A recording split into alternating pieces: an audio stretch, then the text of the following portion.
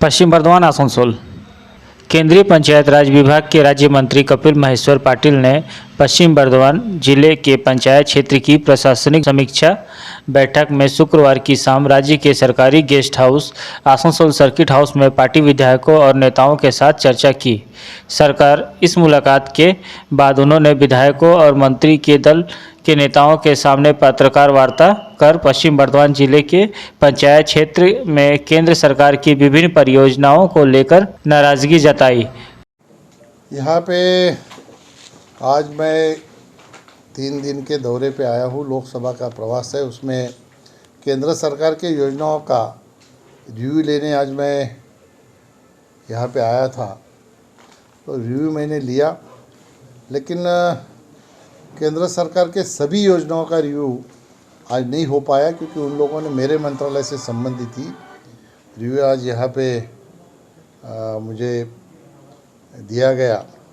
इसमें जैसे हमारे मंत्रालय के सिफारिश से फाइनेंस कमीशन का जो 15 फाइनेंस कमीशन का फंड आता है उसका रिव्यू हुआ।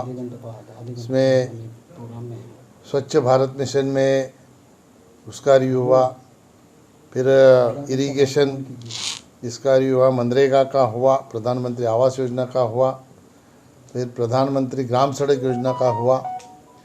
इसमें अभी ये साल ख़त्म होने में लगभग 3 महीने बचे हुए हैं, और मैंने रिव्यू लिया तो उसमें परसेंटेज वाइज अगर देखा जाए तो 40% के ऊपर फंड अभी तक खर्चा नहीं हुआ। 15 फाइनेंस कमीशन का उसका देखा जाए तो हम लोग ग्राम पंचायत को पैसा देते हैं, लेकिन उसका 3 टायर है। जिला परिषद को भी पैसा आता है, ब्लॉक पंचायत को भी पैसा आता है। उसमें भी अभी परसेंटेज वाइज कम खर्चा हुआ है। तो मैंने सुझाव दिया है कि इसको जल्द से जल्द खर्चा करना ज़रूरी है, क्योंकि जैसे ईयर एंडिंग आता है फिर अगर पैसा खर्चा करना है तो उसमें धांधली होने की आकांक्षा ज़्यादा होती है, क्योंकि टाइम कम है, पैसा खर्चा करना है, पैसा रिटर्न नहीं होना चाहिए। इसलिए प्रशांत शुक्ला जी ने मुझे कहा है कि जल्द से जल्द, अभी मैं नेक्स्ट महीने जब आऊँगा तो आज हम लोग बैठे, अभी दिसंबर की शुरुआत है, 75% खर्चा होना आवश्यक था, तो 40% हुआ है। उसको 1 महीने के अंदर और 35% खर्चा कैसे होगा? अगर 75% अचीव कर लिया तो फिर नेक्स्ट 3 महीने में 25% खर्चा होकर 100% केंद्र सरकार की योजनाओं में से पैसा खर्चा होगा। आपने पूछा क्या, क्यों खर्चा ये लोग क्यों कर नहीं पाया? अभी ऐसा है जैसे प्रधानमंत्री ग्राम सड़क योजना है, तो उनका 2001 में ये शुरू हुआ, 2017 तक पहला फेज़ ही चल रहा है, तो 17 साल कोई फेज चलता नहीं है। मैं भी जिला पंचायत का वाइस प्रेसिडेंट उस वक्त था, बाद में मैं प्रेसिडेंट बना था जिला परिषद का। तो हमारे यहाँ पे 2001 में जो शुरू हुआ, 2005 में ही फर्स्ट फेज ख़त्म हो गया था।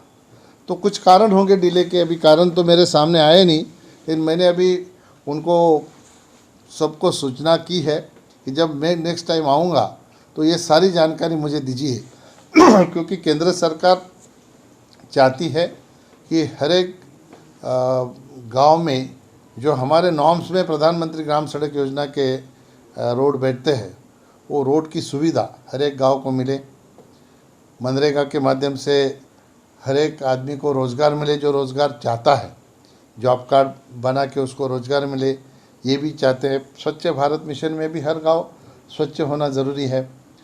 ODF में उन लोगों ने ODF प्लस में भी जा रहे, उसमें टाइलॉट के ऊपर अच्छा काम किया है। प्रधानमंत्री आवास योजना में थोड़ा सा काम बाकी है। उस सभी को पूरा टारगेट अचीव करने के लिए तो थोड़ा सा और इनको ध्यान देने की आवश्यकता है, क्योंकि ये बता रहे हैं कि हमारा नया ज़िला है, नया ज़िला, इसलिए हम लोग अभी थोड़ा स्पीड पकड़ रहे हैं। आने वाले दिनों में थोड़ा कोशिश करेंगे तो और टारगेट अचीव करने में आसानी होगी ना। अभी तक जो रिव्यू हुआ है, आपने संतुष्ट हुआ क्या? तो जो 40% काम हुआ है इसके बारे में अभी देखो, जब मैंने कहा कि मुझे 75% काम की आवश्यकता भी थी, तो अभी 40% हुआ है, तो वो संतुष्टि वाला तो काम है ही नहीं। सर, संतुष्ट पंचायत डिपार्टमेंट में बहुत सारे स्कीम चलता है, तो हर एक स्कीम में ही 40% है या कुछ स्कीम अच्छा है? नहीं नहीं, ऐसा है कि इसमें 41 ही मुझे मिला जिसमें 50% है। कौन सा? वो क्या है? वो अभी मैं बता नहीं पाऊँगा उसमें। तो एक कोई इतने स्कीम में कोई एक स्कीम है जिसमें 50% के करीब है, लेकिन इसको आगे बढ़ाने की आवश्यकता है। हर एक मनरेगा इस स्टेट का बहुत बड़ा इशू है। स्टेट गवर्नमेंट कहता है कि सेंट्रल रुपया नहीं दे रहा, सेंट्रल रुपया नहीं दे रहा। तो इसके बारे में आप लोग का नहीं, क्या ऐसा ख्याल है? नहीं है। ये सेंट्रल के ऊपर जैसा ऐसा कुछ कारण नहीं मिलेगा तो सेंट्रल गवर्नमेंट के ऊपर सीधा एलिगेशन कर देते हैं। बराबर। मनरेगा में जहाँ जहाँ पे सेंट्रल गवर्नमेंट की जो गाइडलाइन है, वो गाइडलाइन से हट के जिन्होंने पैसा खर्चा किया है, अपने हिसाब से कोई गाइडलाइन बनाई और फिर पैसा खर्चा किया, उसकी कंप्लेंट हुई हमारे पास। कंप्लेंट करने वाले भी टीएमसी की सांसद शताब्दी जी थी। तो उसका इंक्वायरी करने के बाद पता चला कि इसमें नॉर्म्स से हट के काम किया है, तो वो स्टेट को बेयर करना चाहिए, स्टेट ने नहीं करना चाहिए था जो किया। इसलिए सेंट्रल गवर्नमेंट पैसा नहीं दे पा रही है। बाकी सेंट्रल गवर्नमेंट यहाँ पे किसी और पार्टी की सरकार है इसलिए पैसा नहीं देना, ये काम नहीं। मैंने यहाँ पे रिव्यू लिया इनसे, वही आप जो सवाल मेरे से पूछ रहे हैं मैंने इनसे पूछा कि मनरेगा में आपके यहाँ पे ऐसा हुआ है क्या? इन्होंने कहा नहीं हुआ है। फिर आपको पैसा मिला क्या? तो इनको पैसा मिला है। जहाँ पे कुछ गड़बड़ नहीं हुई है वहाँ पे पैसा दिया गया है। अभी कंप्लेंट करने वाले भी उन्हीं के लोग हैं, काम करने वाले भी उन्हीं के लोग हैं, तो सेंट्रल गवर्नमेंट के ऊपर उंगली दिखाने की कोई ज़रूरत है ही नहीं। कि प्रधानमंत्री आवास योजना लेके भी जो अभियोग है, इसका बारे में आप इसको तो नाम चेंज कर लेंगे, इसका बहुत कोई होगा। वो तो हमारे लोग जब आए थे यहाँ इंक्वायरी के लिए तो उन्होंने ऐसा बताया था कि प्रधानमंत्री आवास योजना उसको बांग्ला आवास योजना के नाम से चलाया गया था। जब हमारे लोग आए तो वो बांग्ला आवास योजना के ऊपर स्टिकर चिपका के उधर प्रधानमंत्री आवास योजना लगाया था। बाद में उन लोगों ने निकाल के देखा तो वो पता चला। इस तरह से नहीं होना चाहिए। ठीक है, ये स्कीम ही है, ये स्टेट और सेंट्रल की दोनों की मिला के स्कीम है। तो उसको नाम दिया है प्रधानमंत्री। प्रधानमंत्री कोई नाम नहीं है, ये तो हमारे देश का गौरव है। तो वो नाम से किसी को कुछ दिक्कत होने की आवश्यकता है ऐसा मुझे लगता नहीं। अभी प्रधानमंत्री ग्राम सड़क योजना भी प्रधानमंत्री है, ऐसा नहीं है कि नरेंद्र मोदी ग्राम सड़क योजना ऐसा नाम नहीं है, या नरेंद्र मोदी आवास योजना ऐसा भी नाम नहीं है। ये प्रधानमंत्री, इनके पहले जो भी प्रधानमंत्री थे वो भी प्रधानमंत्री, बाद में आएंगे वो भी प्रधानमंत्री। तो प्रधानमंत्री आवास योजना प्रधानमंत्री देश के होते हैं।